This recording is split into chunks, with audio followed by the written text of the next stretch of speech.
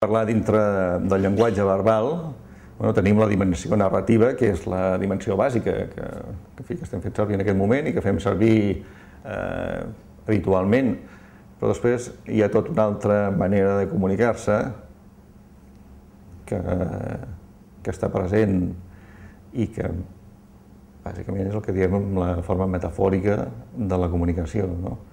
Aquesta forma ambigua, però necessàriament present en la nostra manera de comunicació. No és res estrany, la forma de comunicació metafòrica no és algo que s'hagi de ser especialista, no és quelcom que s'hagi de ser especialista, sinó que la fem servir habitualment en les nostres formes de comunicació i la fem servir enmig de la forma narrativa de comunicació, fem servir la metàfora, diguem que no són dos llenguatges que l'un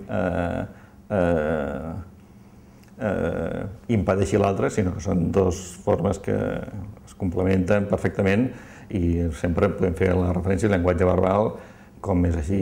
I diguem-ne que en la maduració, en el procés de maduració del llenguatge audiovisual, la metàfora, que ja hi era des del principi, no l'hem inventat ara, perquè forma part de la comunicació, diguem-ne, és inherent a la comunicació, diguem-ne que ha adquirit una maduresa prou important. L'avantatge que té la metàfora és la capacitat de renovació que té del llenguatge. I això passa en el llenguatge verbal i passa en el llenguatge audiovisual. És a partir de la utilització creativa del llenguatge, sempre i quan es mantingui la comunicació, aquest fil comunicatiu no es pot perdre. Si es perd la comunicació, si es trenca la comunicació, no hi ha metàfora i entrem en una altra dimensió, una dimensió contemplativa o del que sigui, però estem parlant d'una altra cosa. Si estem parlant de comunicar i estem parlant de comunicació metafòrica, els sistemes de comunicació són molt dèbils, són molt febles, són difícils de definir, però existeixen, i són. I és aquí on hi ha la barrera fonamental quan es parla de disseny o no es parla de disseny. Vull dir que nosaltres, quan parlem de disseny, no estem parlant d'aquest món, diguem-ne, una mica del fashion i d'aquestes històries tan en voga i tan espectaculars i aquest món a vegades molt fútil i trivial, sinó que estem parlant del disseny com a concepte. El disseny dins de l'audiovisual cobreix unes necessitats comunicatives i ho fa amb una manera diferent a com ho fa la forma narrativa.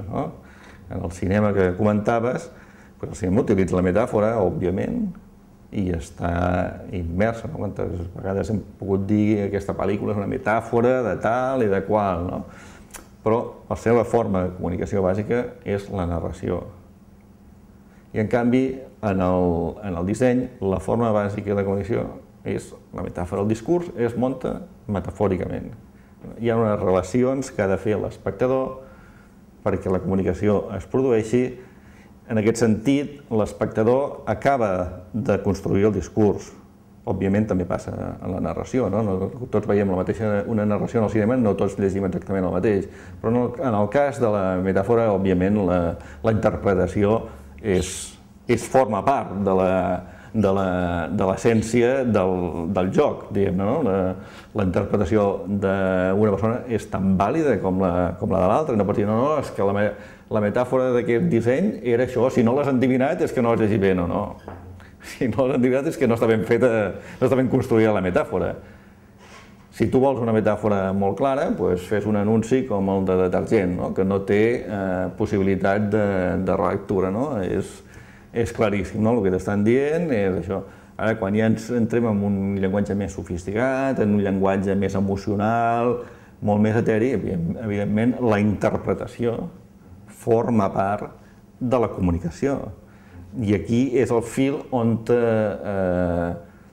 es va buscar l'espectador, perquè aquell que fa la lectura que tu vols, o una de les lectures que tu vols, és el teu client, és el teu destinatari. Però aquest joc interpretatiu és imprescindible.